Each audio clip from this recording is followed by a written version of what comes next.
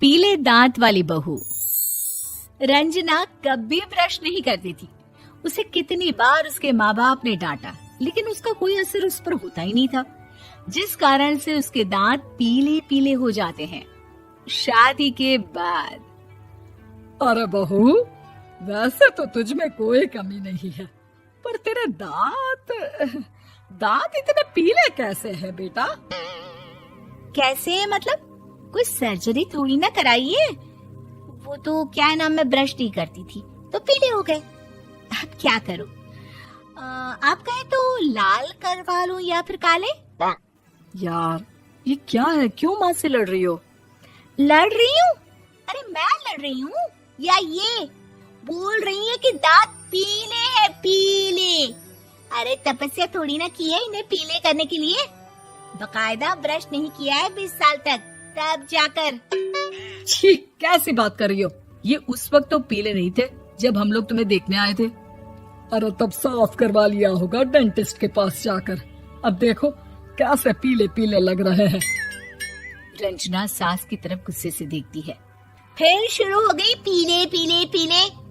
अरे पीले तो तब भी थे जब मेरे हाथ का रसगुल्ला उड़ा उड़ा कर खा रही थी और बोल रही थी, लड़की नहीं गुणों का खजाना दे रहे भाई साहब आप। खैर, अब वो लोग करते भी तो क्या करते, पीले दांत वाली बहू पल्ले पड़ी थी तो झेलना तो था ही। एक दिन कीर्तन में रंजना गाना गा रही थी। अरे कमला बहन, माँ का द्वार है, यहाँ तो सब शुद्ध होकर आते हैं, फिर अपनी बहू को ब्रश भी नहीं करवाती तुम। दूर से पीले पीले दांत भक्ति में बाधा उत्पन्न कर रहे हैं।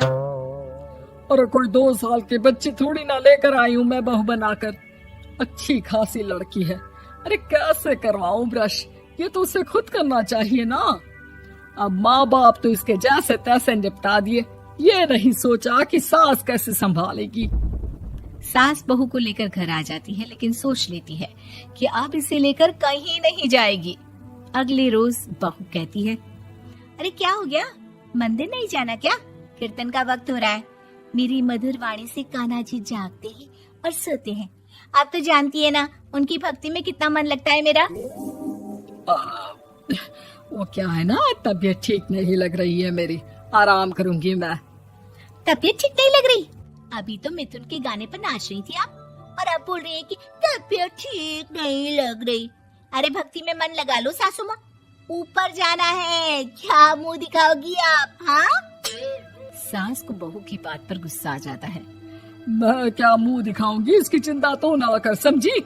अपने मुंह की चिंता कर, जो ये पीले पीले दांत लेकर हर जगह पहुंच जाती है। पता है लोग कितना मजाक बनाते हैं। ना जी ना, मैं नहीं जाना कहीं तेरे साथ।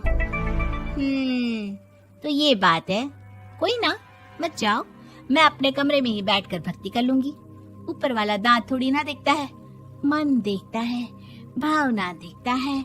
और अरे बस बस, तू सब कुछ दिखा, बस ये सफेद चमकदार दांत ना दिखाना किसी को, है? जा यहाँ से। बहू को सास की बात का कोई फर्क नहीं पड़ता, वो तो जैसी थी वैसी ही रह जाती है। सुबह नहाकर किचन में खाना बनाना, फिर खाना खाना, कीर्तन भजन करना और सो जाना। एक दिन, माँ जी मैं सहेली के घर जा रही हूँ, शाम को लेट आऊंगी। हाँ हाँ तो जाना, मैंने कौन सा तेरी आरती करनी है घर पर बैठकर। रंजना सहेली के घर जाती है, जहाँ वो पार्टी में जाने की तैयारी कर रही होती है। अरे शिखा, कहाँ जाने की तैयारी कर रही है? मैं गलत वक्त पर आ गई क्या? अरे नहीं यार, उल्टा सही वक्त पर आ गया। मैंने ये साड़ी और ज्वेलरी निकाली है यार, शाम को इनके ऑफिस की एक पार्टी में जाना है। बताना कैसा लग रहा है ये सब? नहीं यार, इस ड्रेस के साथ तो वो वाली ज्वेलरी अच्छी लगेगी। हाँ हाँ सही बोल रही है, मैंने ध्यान ही नहीं दिया। वैसे तो हमेशा से मस्त फैशन सेंस रखती है। तो बड़ा जाती होगी ना पति के साथ पार्टी में। रंजना कुछ नहीं बोलती, बस सोचती है कि यार काश ये बात सही हो जाती, पर मैं क्यों नहीं जाती पार्टी में? क्या इन लोगों की कोई पार्टी होती नहीं होगी?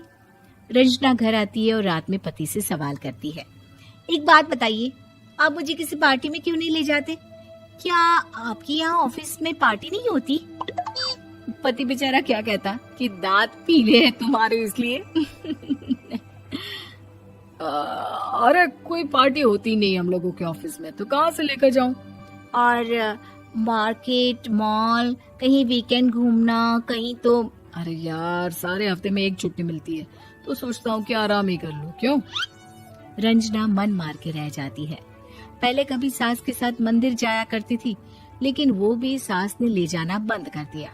घर बैठी बैठी रंजना बोर हो जाती है। तभी उसे आइडिया आता है और वो मायके जाने का सोचती है। सासू माँ, 2 दिनों के लिए मम्मी के घर जा रही हूँ। अच्छा ठीक है, आराम से जा। और हाँ, माँ से कुछ अच्छी आदत सीख कर आना कि कैसे शरीर के हर भाग की तरह दांतों की सफाई भी जरूरी होती है, समझी? शुरू हो गई ना आप। वो लोग आपकी तरह नहीं है कि छोटी छोटी बात का बतंगड़ बना दे। उन लोगों के लिए मैं मायने रखती हूँ, ना कि मेरे पीले पीले दांत। रंजना माँ को बिना बताए उन लोगों को सरप्राइज देती है, लेकिन जैसे ही वो दरवाजे पर पहुंचती है, अंदर देखती है कि घर वाले कहीं जा रहे होते हैं। अब माँ, काश रंजना दीदी के दांतों वाली प्रॉब्लम नहीं होती, तो वो भी हम लोगों के साथ चलती ना बुआ जी की बेटी की शादी में। हाँ बेटा, लेकिन अब उसे कौन समझाए कि उसको उसके पीले दांत नहीं दिखते, लेकिन उसके आसपास के लोगों को कितना एम्बैरेसिंग फील कराते हैं। मुझे तो कितनी बार उसके स्कूल की टीचर ने शिकायत की कि उसके साथ कोई लड़की बैठना भी नहीं चाहती, और ना ही कॉलेज में कोई उससे बात करना चाहता था। लेकिन पता नहीं क्यों उसे ये बात समझ में ही नहीं आती। कोई कमी नहीं है उस लड़की में, बस यही कि दांत पीले हैं। वो तो भला हो जीजा जी और उनकी माँ का, जो दीदी को जैसी है वैसे ही रखा हुआ है। रंजना को अपने घर वालों की बात सुनकर बहुत दुख होता है। वो सोचती है कि वो क्या करे, लेकिन फिर वो सीधा डेंटिस्ट के पास जाती है, अपने दांत चमकाती है और कसम खाती है कि वो रोज ब्रश करेगी। अरे क्या हो गया? तुम तो 2 दिनों के लिए गई थी ना, पर कोई ना, अच्छा है, चलो आ गई तो। रंजना सास के सामने आकर खड़ी हो जाती है और पूरी स्माइल करती है, उसके चमकदार दांतों को दिखाती हुई। हैं? चले मंदिर। माँ, मुझे माफ कर दीजिए, मैंने आप लोगों को बहुत एम्बैरेसिंग फील करवाया। मैं आज से रोज ब्रश करूंगी।